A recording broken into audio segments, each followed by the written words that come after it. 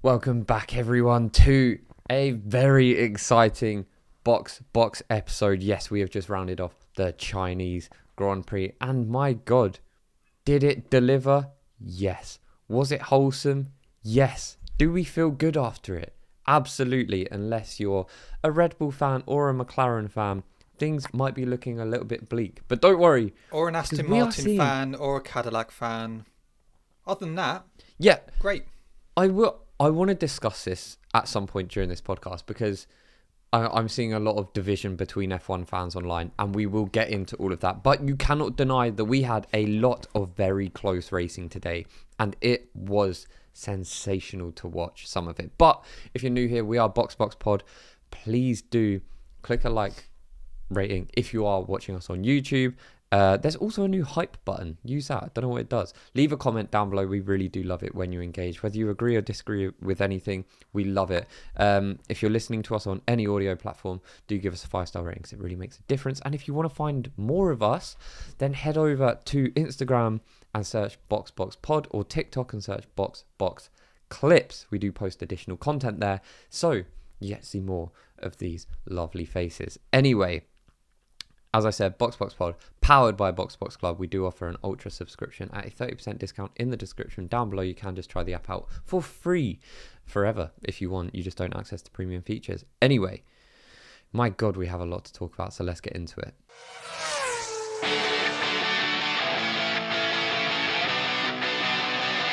All right, guys, welcome along. And as Luke said, it was actually a very exciting weekend. You had Lewis Hamilton get his first podium for Ferrari. Kimi Antonelli, his first pole. Okay, let's rewind that. A round of applause for Sir Lewis Hamilton. Can't really clap with the mic. You had Lewis Hamilton picking up his first podium for Ferrari. You had Kimi Antonelli, the youngest pole sitter in F1 history. He then goes on to win the race. First race win for Kimi Antonelli. Thoroughly deserved as well. Another round of applause for him. Yeah, okay. Yeah, Kimi can have one. You know, so you had great battles between the Mercedes, the Ferraris. You had a double DNS really, isn't it, for both McLarens. You had five cars not start today. You had Bortoleto, you had Alex Albon, you had Piastri, Norris. Am I missing someone? Yeah, no, it was 4. It was 4 that we had not starting, and then we had another 3 who DNF'd. Which is pretty mental. And with this whole divide at the moment between fans and drivers, you know, some fans and drivers love the new era. Some people hate it. But when you're starting off a race with 4 drivers not starting because of electrical issues, it's not a good look. But anyway, we'll delve into that. But yeah, we are Box. Welcome along. If you don't know, if you first time you've joined us, check us out on all social media. But what we like to do is we like to go through each team, give our opinion, and just review the team's weekends. So Luke, where would you like to start? Look, let's start with the team who I think had the worst weekend. And it's not Aston Martin, because there's no expectation on Aston Martin at the moment. It's McLaren for me. McLaren had a bit of a disaster weekend when it came to the race. You know, they didn't look too bad in the sprint. They qualified well. I'd say over one lap, that McLaren looks like a very strong car. We get to the race, and neither of the boys get to start for 2 separate and unrelated electrical issues, I believe. It's really disappointing to see. It's disappointing to see anyone not be able to start a race. It's really disappointing when it's a team that you know is going to be able to give something on, you know, to the race. And Oscar Piastri said, it's the first time in a long time I've been able to watch 2 F1 races in a row, because of course he didn't even get to start in Melbourne. So a rotten weekend for McLaren that I'm sure they'll want to forget. But I do think they'll walk away from this weekend thinking, you know, that was a disaster, but it was bad luck. Yeah, I mean, you look at the sprint race yesterday. They looked relatively good. Lando Norris P4, Piastri P6. Okay, they're the best of the rest. We know Mercedes, they're leaps above anyone else at the moment. Closely behind, I would say Ferrari. But then you have got the likes of McLaren there, Red Bull. But yeah, it's a shame. It's a real shame, especially when you don't want to see any car not start. And when you're starting to see so many cars not even start the race, it's not great. For the likes of Oscar Piastri, who was a title contender last year, to have the two first races of the season, and he's done no laps. The only laps he's done is a sprint race yesterday. That is it. He's done nothing else. It's disappointing. I need to take that guy out of my fantasy team because he is just costing me points at the moment. Yeah, it's difficult. It's difficult to watch, especially a championship winning team as McLaren are, to come to these races and not start. And it made me laugh because there was a lot of discussions, wasn't there, afterwards. They've got a Mercedes engine. Well, why is it only happening to a lot of speculation? Yeah, Mercedes are tampered with all the Mercedes ones, Williams, McLaren. Yeah. We know it's not true, but it does make me laugh. But tough weekend for McLaren. But they're a big team. They're a championship winning team. We know that they will turn this around, get on top of this, and hopefully in Japan become a bit more competitive. Because like Luke and I have said many times, look, we want as many cars as possible going for the championship. We know we've got Ferrari and Mercedes at the moment, although personally after this weekend, I would say Mercedes are leaps and above still Ferrari. But we want to see the likes of McLaren. We want to see Red Bull in there and challenging for the title. That's what we want. Yeah, the more teams, the better. But look, McLaren haven't got this wrong. This was a stroke of bad luck. If it continues, then maybe I'll have to retract that statement. But it's just an unfortunate weekend, and it's one of those things that happens. And yeah, both the drivers are probably thinking, yeah, we're not winning it this year. I'd be very surprised if we saw either of the McLaren boys in a title battle. I think a lot can change. A lot can change in any season. McLaren are actually probably the best example of that in recent times. But I think we're going to see a development race between Ferrari and Mercedes. That's where we're going to see the battle this year. And I lean more on your side, where I think I don't see anyone catching Mercedes, but the Ferraris do look very good. It is still early. That's the thing. And I want to talk about that because I've seen a lot of people saying like these F1 regulations are failing because people aren't starting one up. Come on, like we're in a brand new set of regulations. Cars are not, new engines, new from head to toe.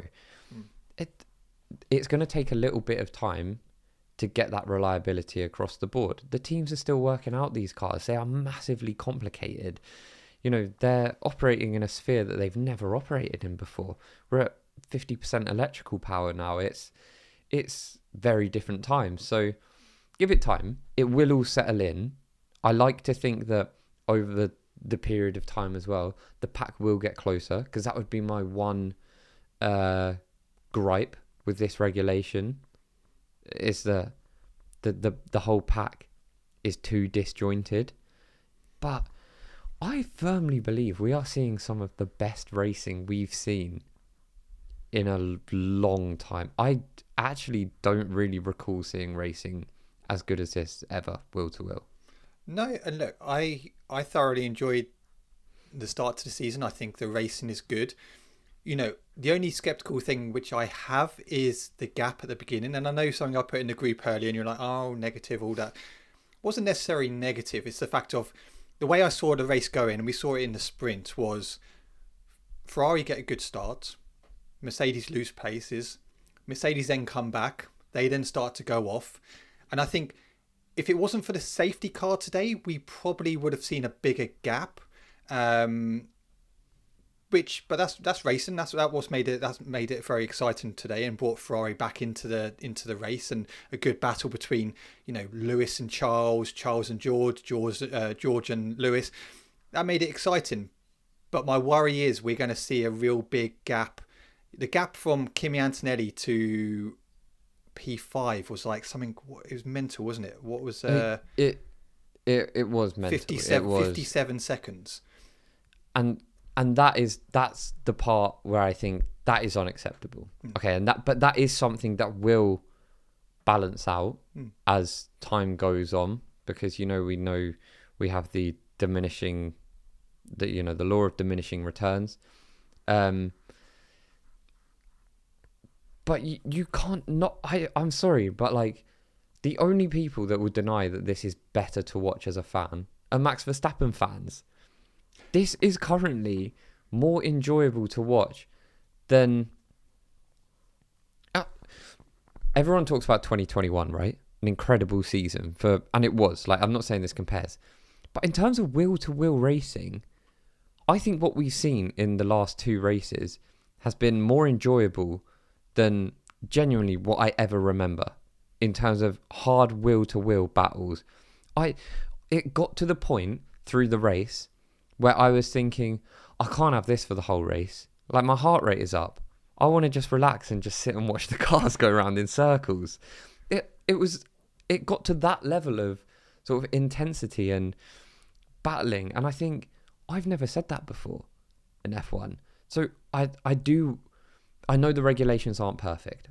I do agree with that, and I don't think we should see cars slowing down towards the end of straights, and I don't think it should, that George Russell overtake on Lewis Hamilton, which I'm sure we'll talk about, it just looked stupid. It was just, I would much rather see all the overtaking in the corners.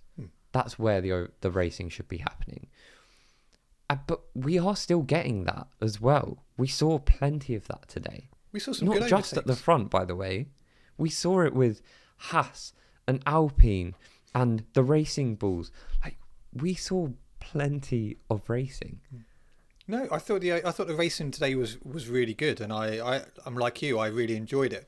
I just want to see them a bit closer together, a bit more what I'd like to see. I think if we came away today going, Lewis was P2 or Charles was P2 fighting the Mercedes, the only issue is at the moment Mercedes have got it nailed on, and they are looking confident in race pace and qualifying pace. So it's going to be interesting. But like you say, I think Ferrari, once we come to Japan, and now with the breaking news today that Saudi and Bahrain won't be on the calendar, that's been cancelled. The team's got a full month to really, review the data so far. Unless you're Oscar Piastri's team, then you not really much to review, because there isn't anything at the moment. Oscar Piastri might be the worst driver on the grid. We'd have no idea. I don't think that's true. But I just want to take it back to something that you just said, because, speaking about this gap, right? And we look at the regulations. When 2014, I just brought up the race results from China 2014. First place, Lewis Hamilton. 5th place, there's a 47-second gap. This is not unusual. Oh, no. I can guarantee that if you were made to sit down and watch that race versus watching the race that we had on Sunday, you'd much rather watch the race we just had, because the racing was there. I completely agree. The gaps, the big gaps have always been there. Always been there. We've seen it for many years. But I like the battle. I like the battle we had between Mercedes and Ferrari, and we have that all season. I'll be happy. But even 25 seconds between Kimi and Lewis is still, in my opinion, between first and third, a bit too big at this moment in time. That will change. I'm sure Ferrari will get onto it and we get closer and closer. But that's still a big gap, in my opinion. China 2014, between Lewis and Fernando Alonso, who was 3rd place, 23.6. See, so it's less. So it's getting worse, mate. It's getting worse. All I'm saying is, I don't quite understand unless you're just an absolute purist that is so stubborn and set in your ways that you're completely unwilling to look at the sport in any different dimension. I don't understand how anyone is not looking at this and saying, this is more enjoyable to watch. Well, it's interesting. It is more enjoyable to watch. It's interesting because Max Verstappen came out after the race and said, if you just speak to most of the drivers, it's not what we like. He's talking about the racing in 2026. I don't think it's not what he likes. Hang on. I don't think it's what the real F1 fans like. Maybe some fans like it, but he said here, they don't understand racing. Luke Martin. Oh, it's a bit harsh. Can't believe you used your name. That sounded personal. But I would just say, Max, you didn't even finish today, so maybe you don't understand racing, my friend. Yeah, you're supposed to get to the checkered flag. Oh, beef. Luke Martin. Look, Max Verstappen. Max is always the first person to come out and throw his toys out the pram when things aren't going his way. I think we saw a bit of vintage Max Verstappen today when he was racing Pierre Gasly. We know that Max is the best driver on the grid at this point in time when things are going his way. When the chips are down, he still loses his cool. And, you know, I to some extent, I don't disagree with Max. I'm not sitting here and saying that this is the purest form of racing. It's not on paper. But my argument is that as fans, it's way more enjoyable to watch. And I'm sorry, but if he was at the front of the grid, he'd be saying this is amazing. If he was racing wheel to wheel with Charles, Lewis, George and Kimi Antonelli, he wouldn't be saying, oh, this isn't real racing. You know, Charles came over the radio, lost a battle with Lewis and said, that was incredibly fun. You know, Lewis in his post-race interview before he got on the podium said it was incredible. Look at, if you are racing wheel to wheel at the front, you're going to think it's great. You telling me that Pierre Gasly didn't have a good day today? Ollie Bearman, Colapinto before Ocon decided to smash him. Like, they would have been enjoying themselves. I'm sorry. I just disagree with Max's point. He's just putting his own feelings out there and then kind of encapsulating all of the other drivers as part of that. But I don't think that's true. Yeah. Well, we may as well just quickly touch on Red Bull because it was a weekend to forget for Red Bull. Isaac Hadjar did finish P8 today. And I do have to say this, okay?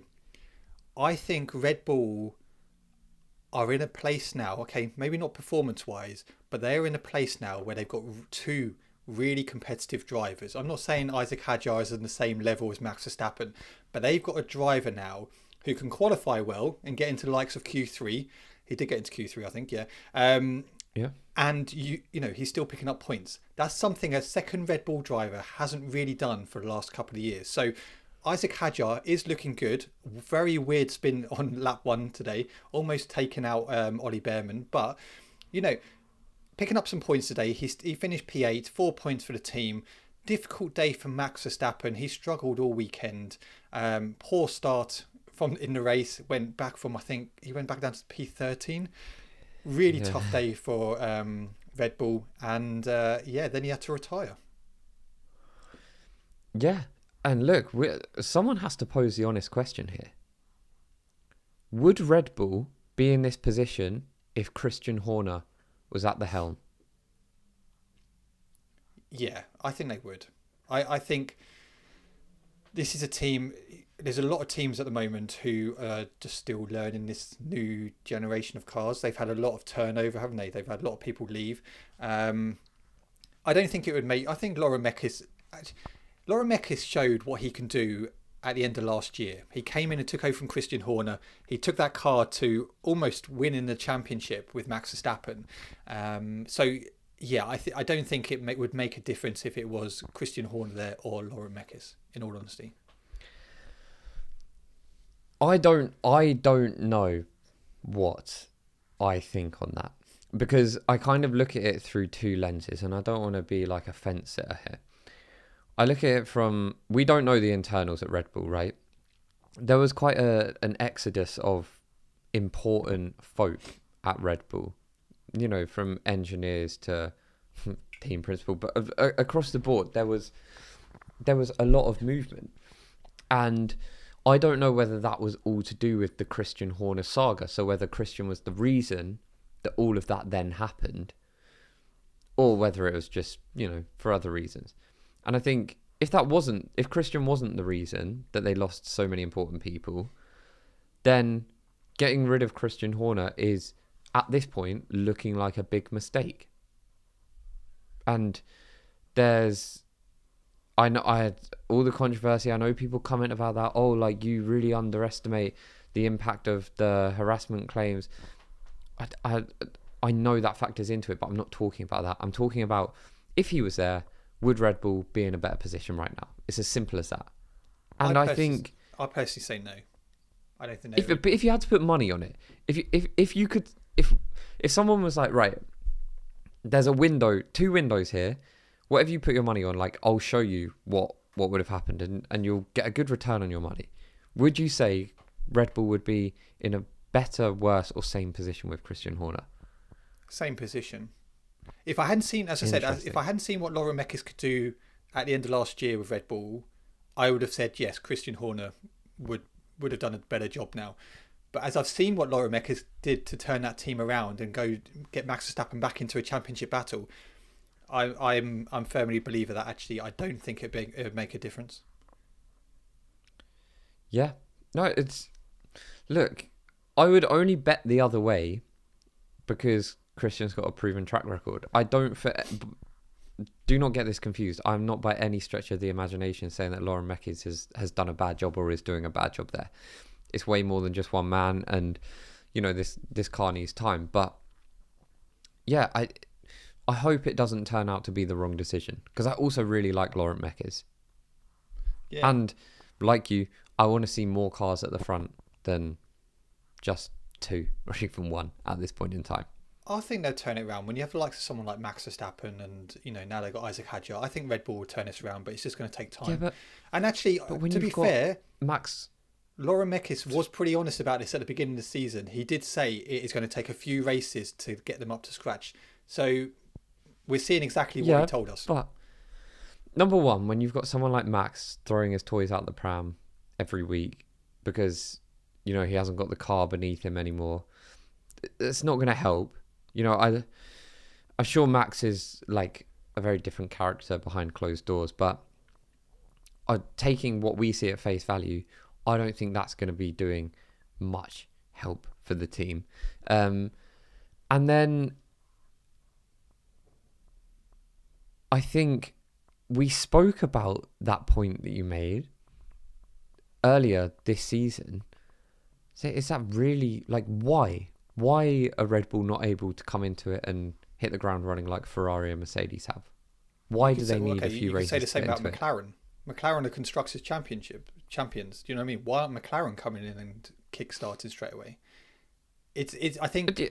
I mean, that's also a fair point. I agree with you. I do think Red Bull are a team in modern times that have more stature and expectation than McLaren. I'd expect to see Red Bull at the front. I think over the last sort of 12, 13 years, you don't necessarily expect to see McLaren at the front.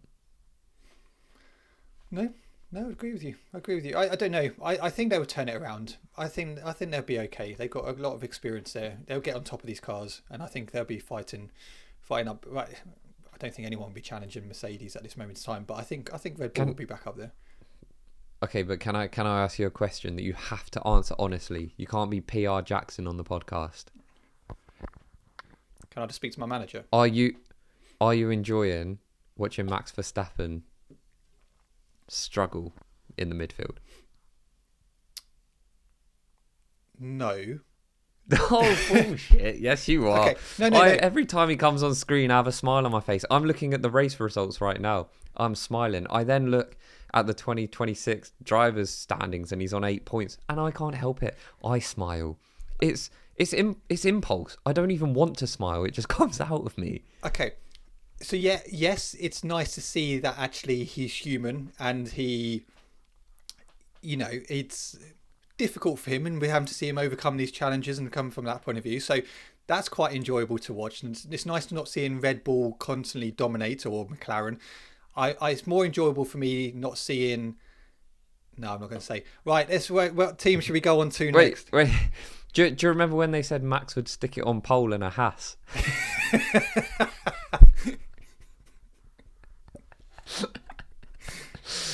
With that Haas now, he probably could do it in the Haas. His here's one thing I will say to make you not so annoyed at me.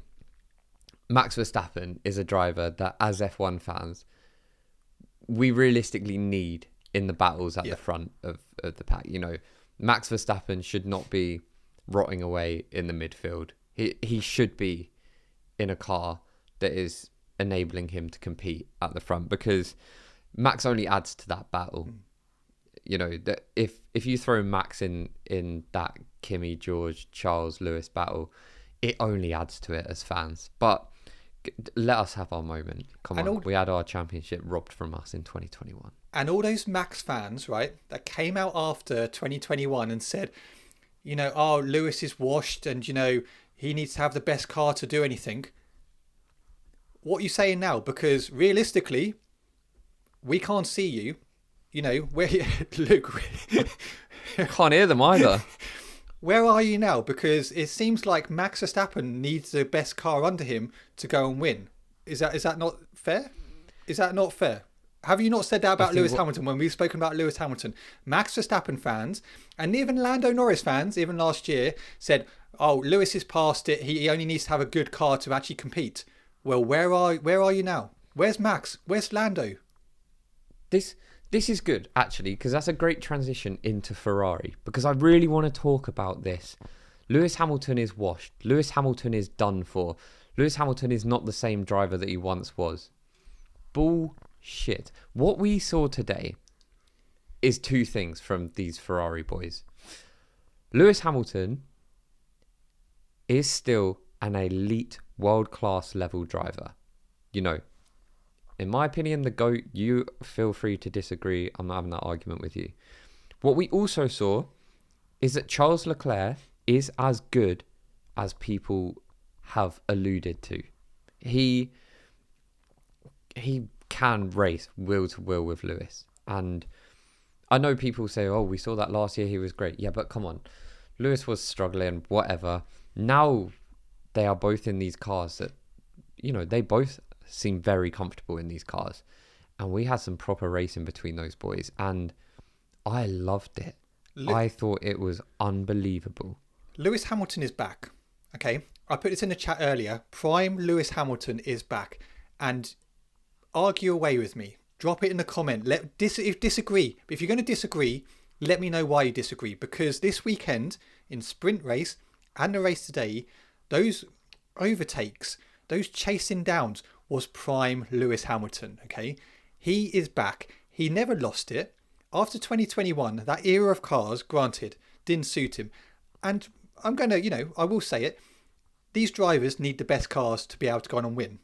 To maximise everything. That's what they need to do. That's sport. Same with Max Verstappen, Lando Norris. You have a best car, you have a better chance of winning. Same with George Russell now with the Mercedes. But this weekend, you have seen Lewis Hamilton. You've seen the old Lewis Hamilton come back. He looks fast. His qualifying was better this weekend. He was taken down, but not just this weekend. You also saw that in Australia. So I've said it before. I said it last week. Lewis Hamilton is back. And yeah, if you disagree, at least give me a good comment why you don't think he's back to what we used to see in his prime. Yeah, look, I think we've got Kimi Antonelli. I think is great. But I think if we had a Ferrari on par with a Mercedes, truly on pace, I think we would have three unbelievable title contenders. And if Kimi snuck his way in there, I'd love that. But Lewis Hamilton is at his brilliant best, and we are going to see the best of this man this season. You know, those overtakes between Charles and Lewis today were brilliant. What you saw last couple of years with Lewis within that era of car was he'd get overtaken and then the gap would just go. His teammate would just go. That's what you've seen, because he obviously it didn't suit his driving style. What we're seeing now, he seems a lot happier.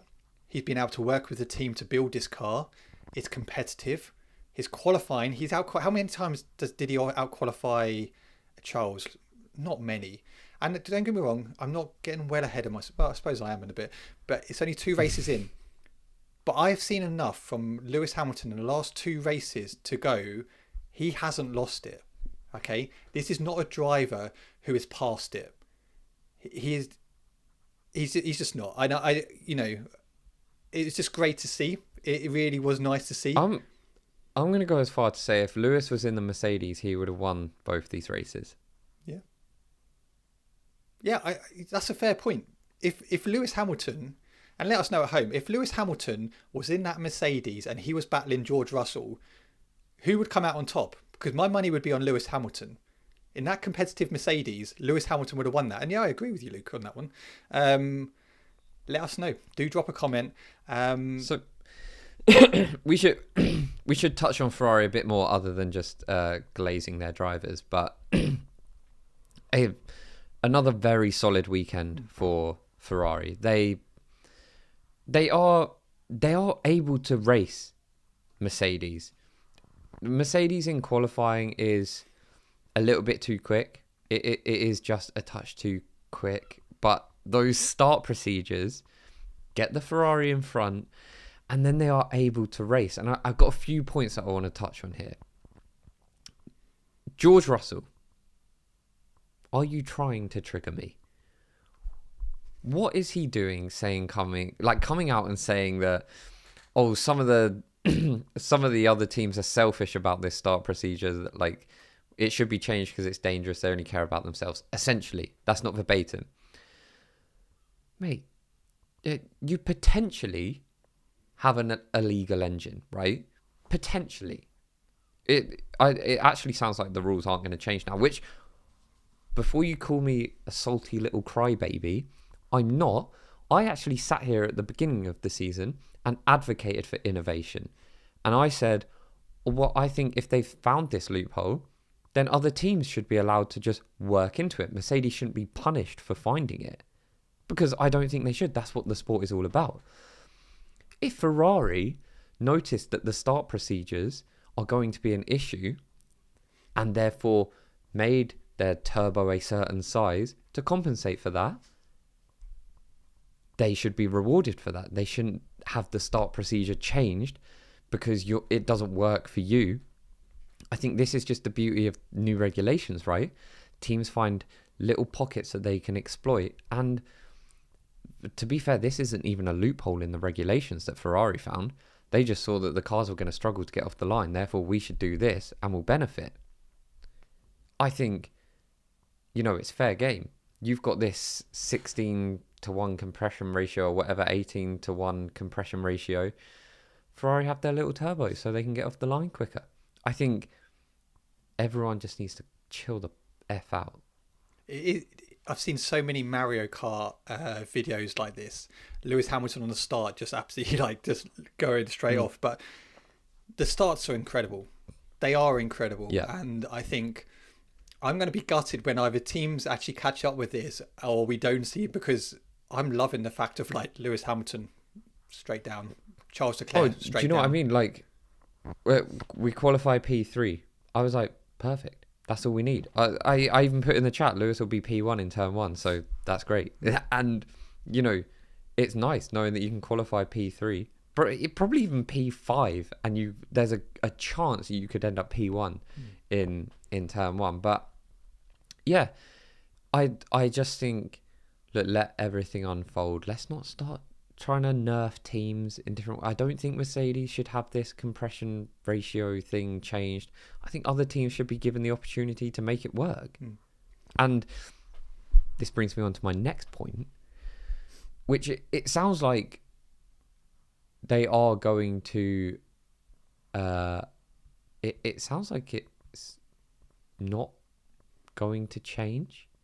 Like, there are rumours that Mercedes will still be able to run this 18-to-1 compression ratio despite the regulation change in August. Have you read that?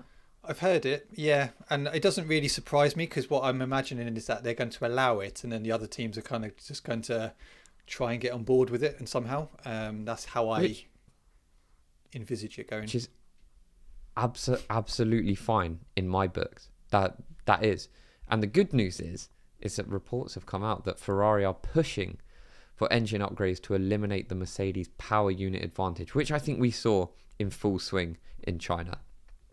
The engineers in Maranello are reportedly working to stabilise their engine compression ratio at a level above the 16.0.1 level. I Or think 16 to 0, whatever.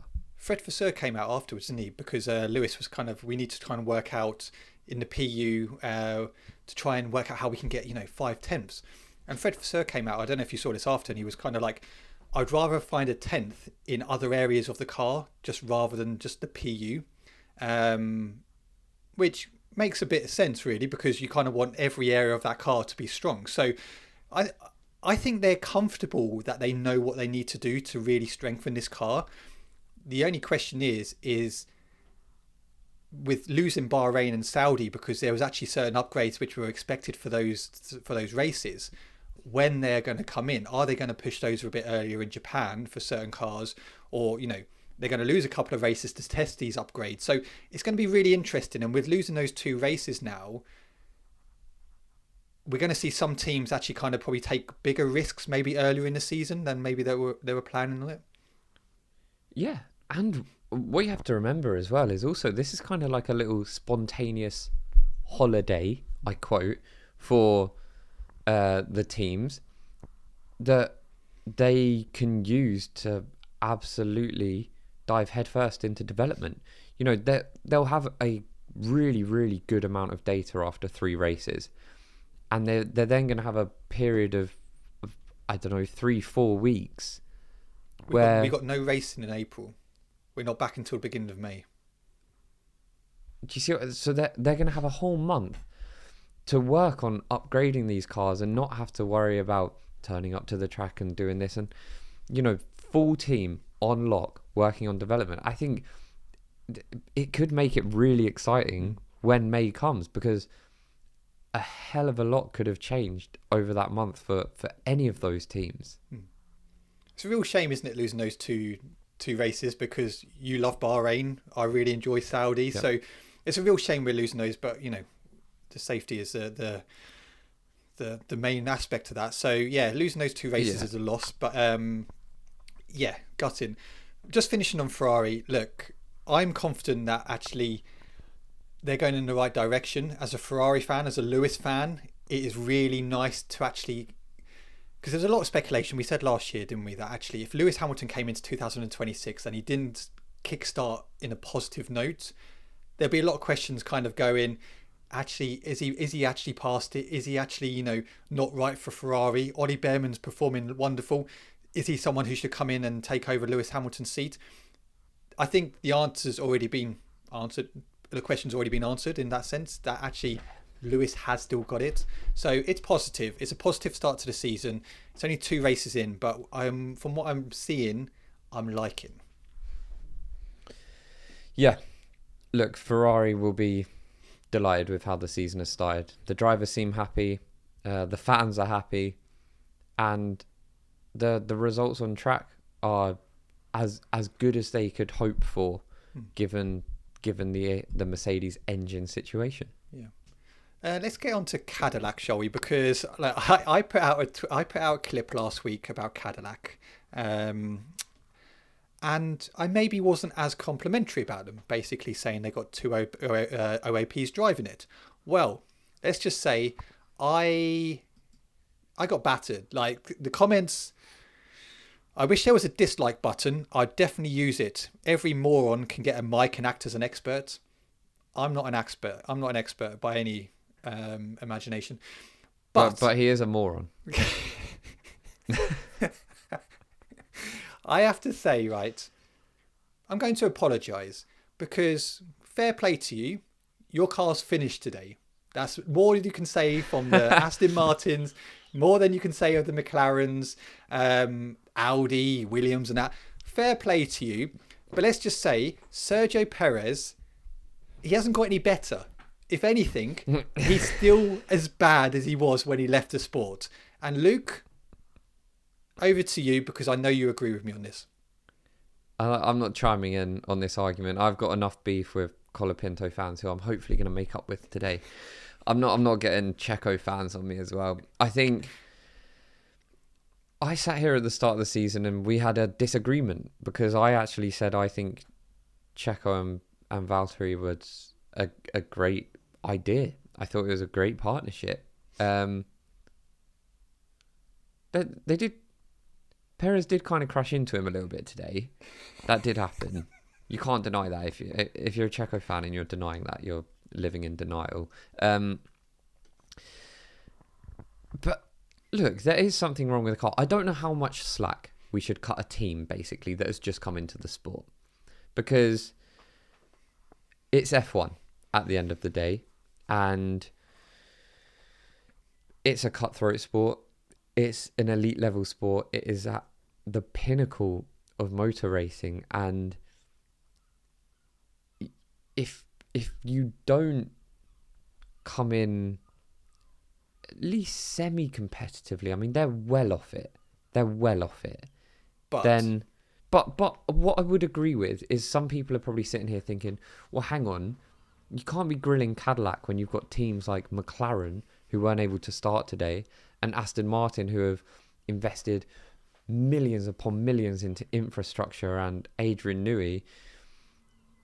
I would agree with you completely. Cadillac should not be getting the hardest time when it comes to grilling the grid.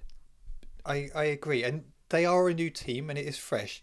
But I think what made it even funnier for me today was when Crofty absolutely rinsed Cadillac when they came in for their pit stop. Oh, and here they go. You know, this is a team who are still learning pit stops. Oh, a 5.5 second pit stop. That's good. They will get a lot of learning from that. It's the pinnacle of motorsport. One thing you're meant to do is know how to do a pit stop. Like 5.5 seconds for a pit stop. Look, granted, I know Stake were bad in the past when they used to get 23 seconds, 30 seconds, 40-second pit stops. Granted. But this is a pinnacle of motorsport. One thing you should know how to do is to do a pit stop in a reasonably good time. Yeah, it's just not. It's not something you see in other sport. You know, you wouldn't get to Wimbledon and be like, oh yeah, we'll give him time. It's his first time picking up a racket. Like, you know, you don't see it in other sports. A free kick taker steps up and they're being like, well, you know, this is first one, so give him a bit of time. He'll probably get it. It doesn't happen. So for me, I would say stuff like that, you know, consistently slow pit stops, if that proceeds, that's unacceptable. That is something that should be looked at. And new team or not, they're not new individuals. It's not a collection of people that have never participated in anything motor racing. And if it is, then they really have effed up, because then that's just getting it completely wrong. You know, they should be able to perform a pit stop at a competitive speed. They don't have to be the quickest on the track, but you know, it's things like that where Cadillac will need to improve, and they will improve. Like I say, I am going to cut them slack here because I don't want to be a dick. They're new, and a lot of people, for whatever reason, that watch our clips misconstrue our opinions with our desires. Like, if I say Cadillac are stinking it up and like they're terrible, they think that I want them to be terrible. That's not the case at all. Like, you know, I don't want to see a team come into the sport and like just sit at the back of the pack.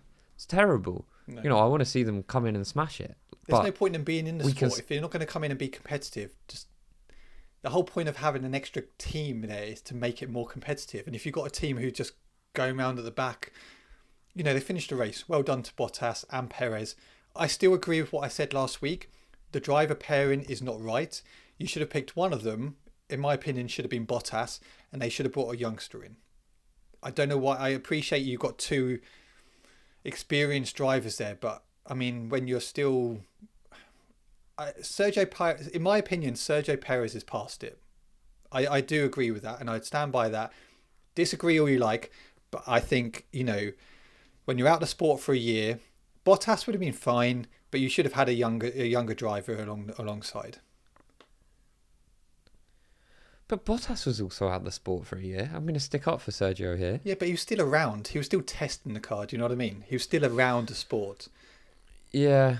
Yeah, look, maybe, and I'll have to eat my words at some point in the season, maybe they got it wrong with the drivers.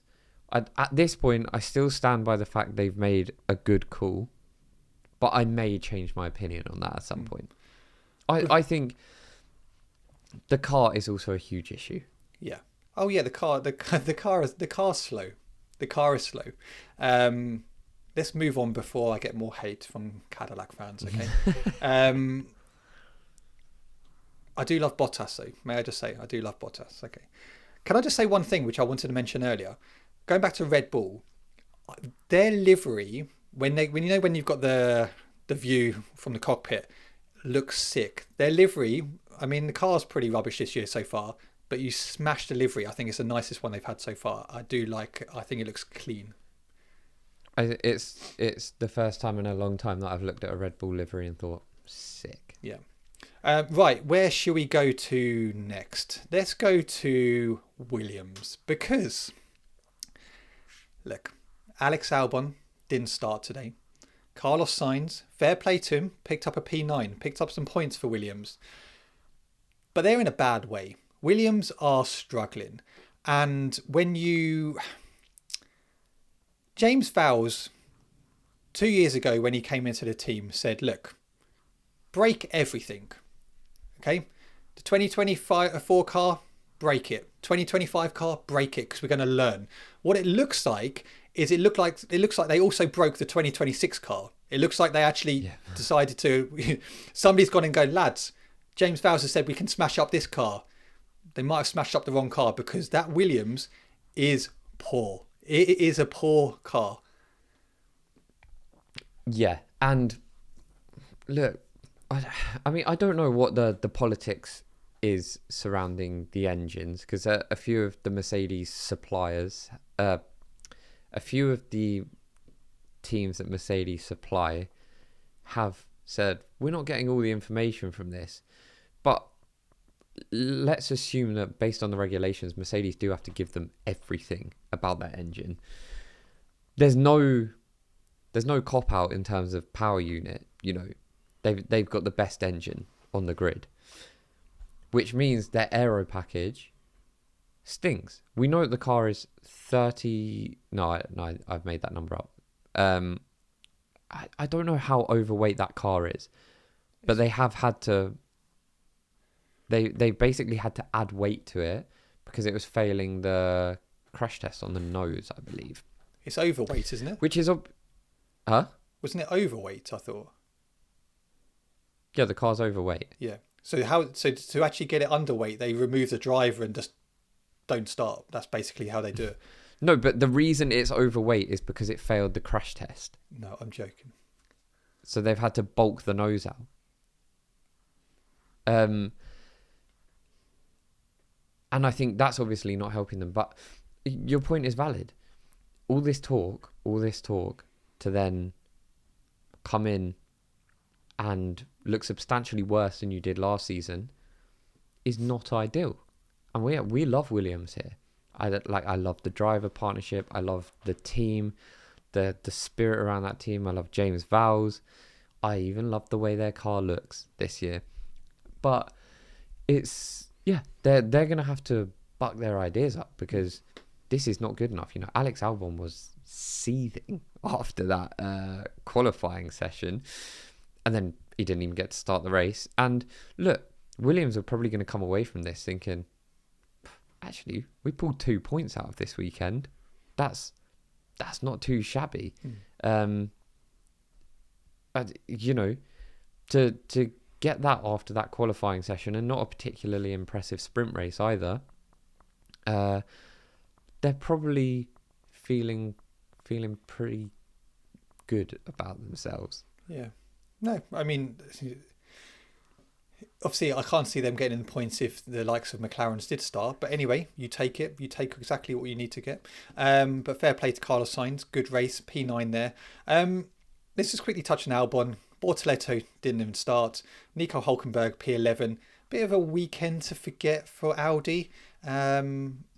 Especially after a relatively positive performance in Australia.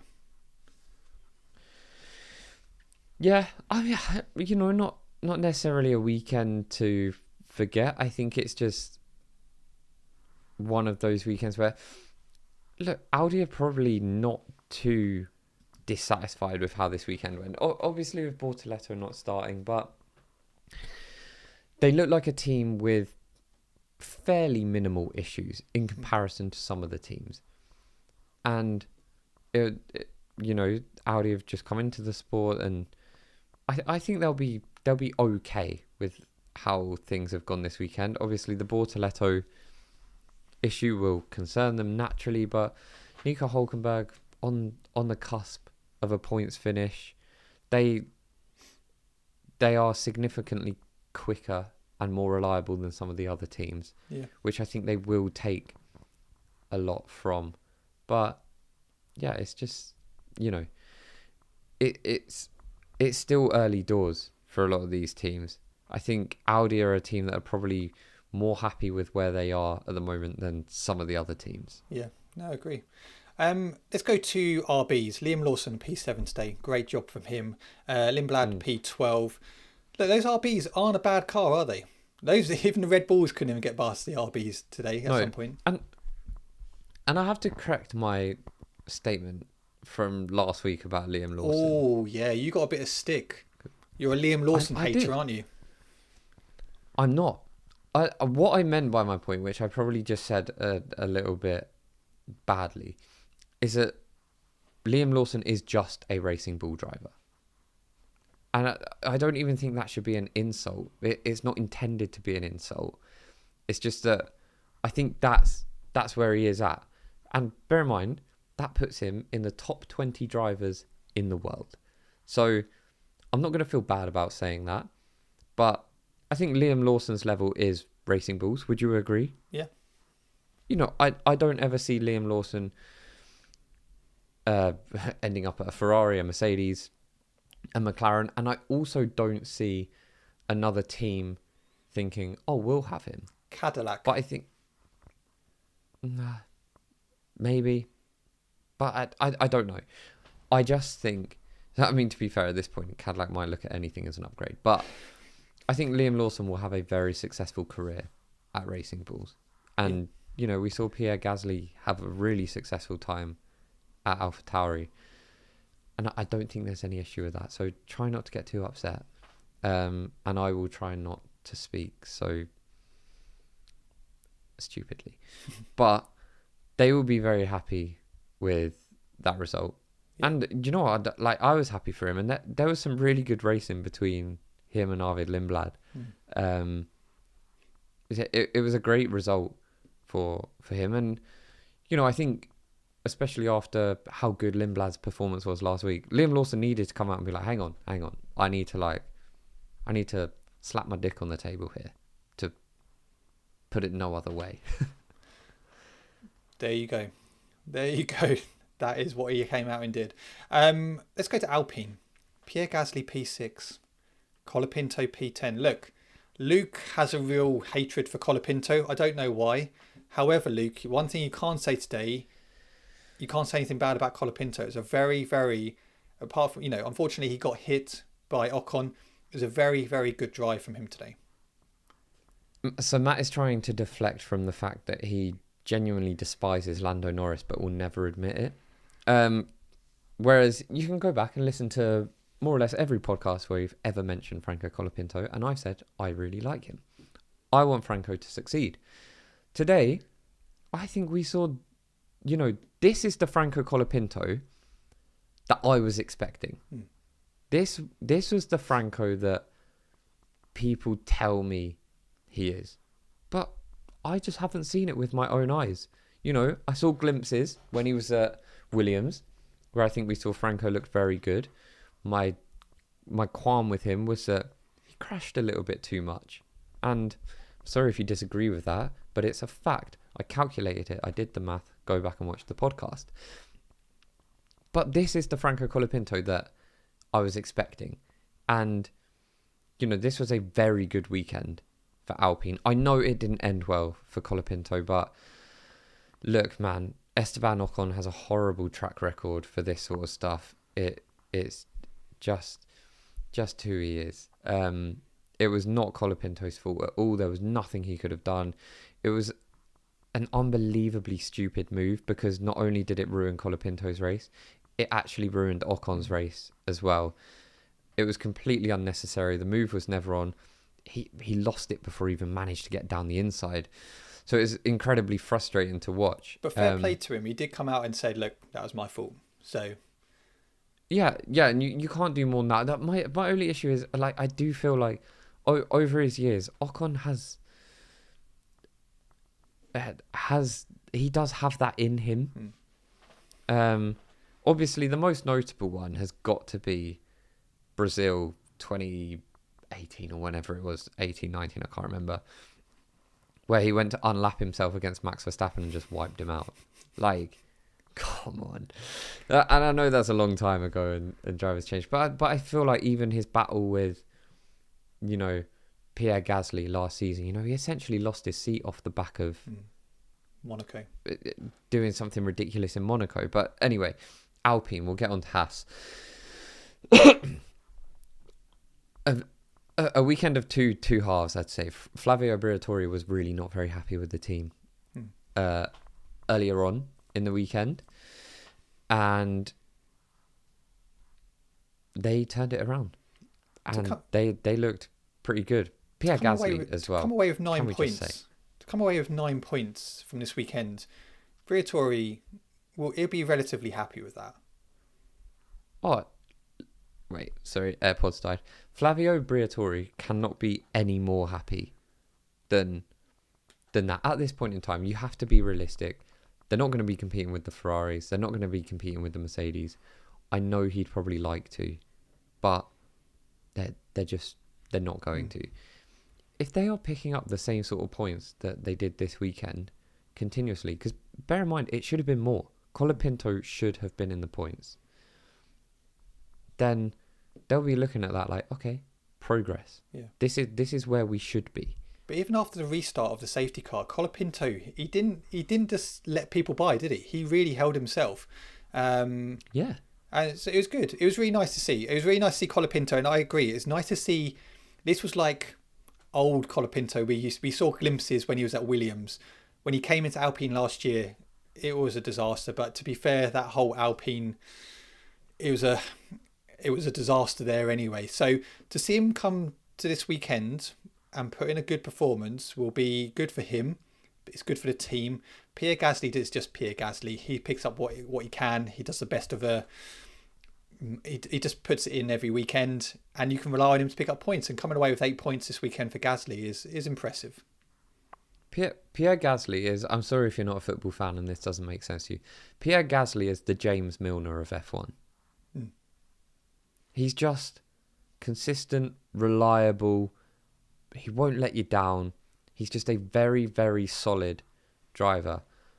He will never be the best driver in the world.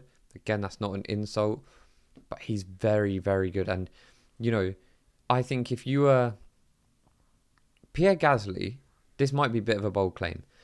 Pierre Gasly might be the most desirable driver to have if you're a midfield team. Yeah, I'd agree with that. Or I would even say Ollie Bearman pips him now.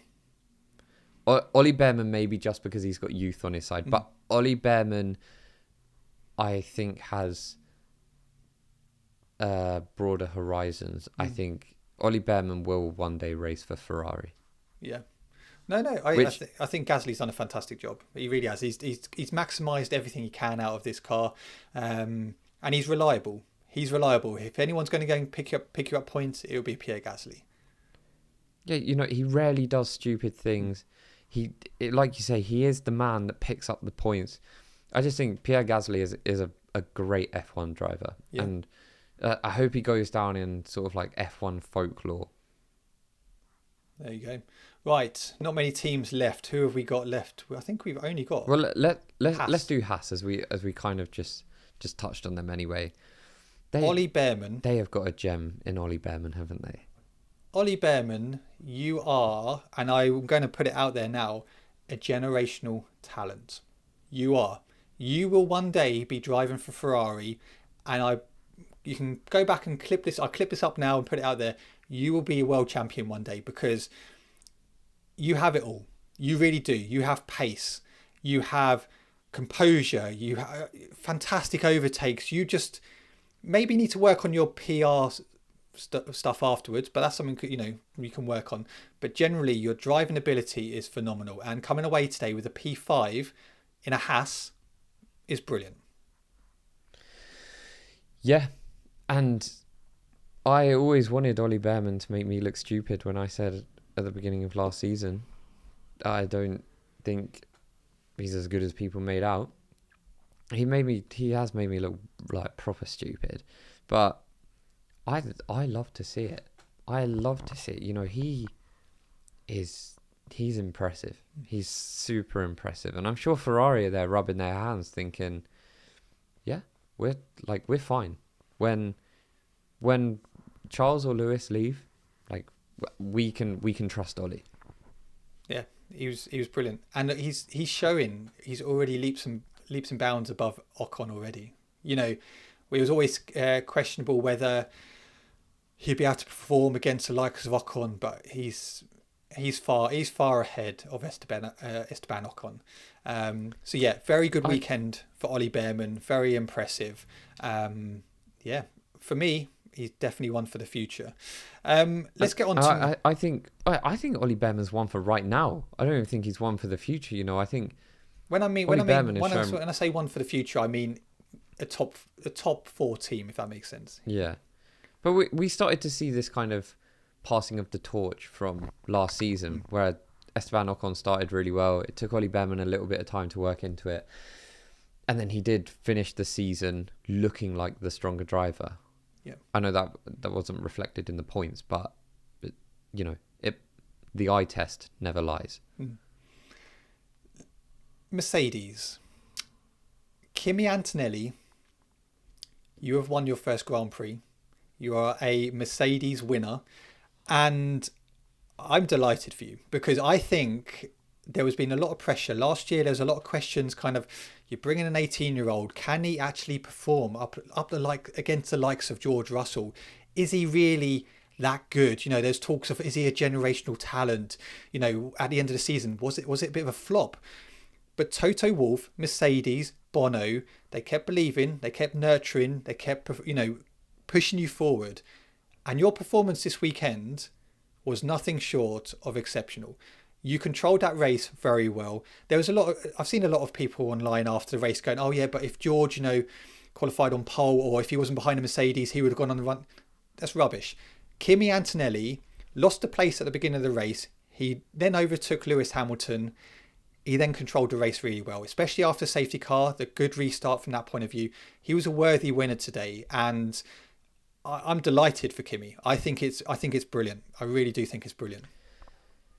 Yeah, that no one can take anything away from Kimi Antonelli this weekend.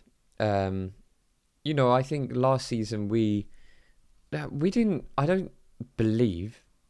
If anyone knows, you can correct me if I'm wrong. I don't believe we ever said he wasn't good enough to be at Mercedes, but we said this season he needs to step it up, or he will be considered someone that is not good enough for Mercedes, because you don't have that time in F1 at a Mercedes level to work your way into the sport. There's no two ways about it. Last season was a bit poor for Kimi Antonelli, but they believed in him. They gave him the time.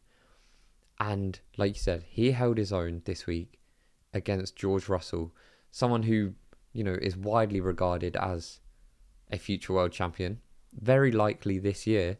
But after this race, it makes you think, actually, Kimi Antonelli could push him the whole way. If it is going to be a Mercedes year, after this race, I expected, here's how I thought the race was going to go. Off the line, Lewis and Charles take P1, P2. George gets past Kimi, comes through, and then it would be a George, Kimi, Lewis, Charles in whatever order. But those two would be front. I had George Russell to win the race. Kimi Antonelli proved that he isn't off the pace of George Russell. And, he was the quickest man on track today. He was very quick, very composed, very solid. Yeah, he had the little lock up, but come on. He'd been on those tyres for ages. I think Kimi Antonelli is... And also, how much it meant to him. It was great to watch him. Like couldn't even speak in that interview because he was crying, but like good tears. So like they're nice to watch. And then that podium, but tell me that podium in China was one of the best podiums to watch ever. I agree. I was about to ask you, do you think that was the greatest ever F1 podium you've seen? Because Kimi Antonelli, first race win in his career. You had George Russell, so you had Mercedes 1-2. You had Lewis Hamilton, his first podium in red. You had Bono up there, who was his race engineer for many years at Mercedes. Lewis Hamilton got to be there. He's really caring of Kimi Antonelli. He's someone who wants to see Kimi do well, and you can see that in his interviews. It was such a great podium to watch. And you even saw Toto Wolff's reaction. It's kind of like the past and the present, and that was a perfect podium. That was the perfect podium, and it's definitely up there with one of the best in F1 history. I do believe that. Yeah. And I saw Toto's reaction as well, where, he was like, oh, it's like we have 3 drivers up there. It was nice to see. And look, I think, personally, Mercedes have always been a nice team. They've always been a team that you look at and you think have a really good culture. And, yeah, to see how delighted they all were for Kimi was nice to see. And that podium was just like the icing on the cake. There's a lot of things I've seen on social media this weekend, and I want to ask you, Luke, do you think, or does Lewis Hamilton regret leaving Mercedes? No. I'm going to say no, because Lewis has won it all at Mercedes. I think he probably needed that change in his career, and to go to Ferrari, the most iconic team in Formula One. I think if Ferrari had come out this year and was shocking, perhaps he might be feeling regret. But there's still a lot to be said about just racing for Ferrari at this point in time. And at that point in his career. But Ferrari have come out fighting. And I think part of him will probably think, God, imagine where I would be if I was at Mercedes. But he sounds like he's got genuine belief in his team. And it's impressive, isn't it? He's, as you said, he's won everything. He's a 7-time world champion. He can't do much more. He can go and get his 8th or 9th. But I think when he looks back on his career, he's had podiums with McLaren and wins. He's had podiums and wins with Mercedes. He's now got his first podium with Ferrari. The next step is actually winning in a Ferrari, and I think that will really mean a lot to him. So, yeah, I agree with you. I don't think he's not going to regret that. I think he's really enjoying seeing the likes of Kimi come through, who took his seat and really progressed nicely. And I genuinely believe that Lewis Hamilton is happy for him, if that makes sense. I think it's genuine. Oh, yeah. It looks completely genuine. But I wouldn't doubt his happiness for Kimi at all. He looked over the moon for him. Although, okay, I have to discuss this. It's awkward times for George Russell, isn't it? Because you've got Lewis Hamilton, Kimi Antonelli basically embracing, going, "Oh, this is amazing." George Russell is like, oh, "Can I join in?" No. You're not. You can't. You're not part of it. It's awkward. You saw it yesterday after qualifying when Kimi picked up pole. George went to go and have a. He was like, "Can I?" Okay, yeah. Can I have a photo with you guys? Yeah, no, fine. And even on the podium today, it was like, "Oh yeah, I let you, Bono, Lewis, and Kimi get the picture and step out." It's funny because I personally think if you're Kimi Antonelli and you've got the option to switch George for Lewis, he would take that all day long. But it was awkward times for George Russell, wasn't it? But look, George Russell is just a nice guy. Yeah. He comes across as a very, very decent young man.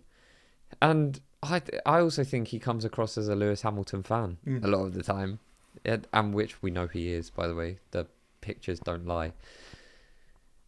But yeah, it probably was a little bit awkward for him. But look, George will be thinking about how he's most likely going to win this World Championship if things continue how they are. It reminded me of that photo. Who was the one who was standing in that football photo when they had the team photo and the guy was... Ashley Cole. Yeah, standing so far away. I was like, he's just not invited to the party. So, but no, I agree. I think George, Lewis and Kimi, they all have a huge amount of respect for each other. And even Toto, you know, like he said, it's like seeing... He's getting used to still that. He thought they have 3 drivers. But yeah, no, it was nice to see. And yeah... For me, one of the nicest podiums I've seen in a long time. One team we haven't quickly spoken about is Aston Martin. There's not really much to say. They both retired today. The vibrations on that Fernando Alonso car when he had to keep taking his hands off the steering wheel is outrageous. They're in trouble. They're in real trouble. They are in real trouble because we've never claimed to be experts here. But is that the engine causing that? Or that seems to me like it's more likely to be an aero issue. Now, Adrian Newey came out and said, we have the best aero package on the grid. I'd dispute those claims. Like I say, I'm not going to say Adrian Newey's a liar or that I know any more than him. But the proof is in the pudding, right? I mean... The car's terrible. Like, not only can it not finish, but even when it is driving around the track, it looks terrible. And I hope Aston Martin saw it out because I've always spoken so highly of what they're doing as a team. And they have brought Adrian Newey in. And, this is bad. We talk about Cadillac.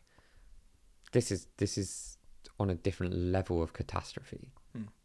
No, I agree. Just finishing off, Luke. So after this weekend in China, and I know it's still very early, but is Kimi Antonelli actually a title contender this year?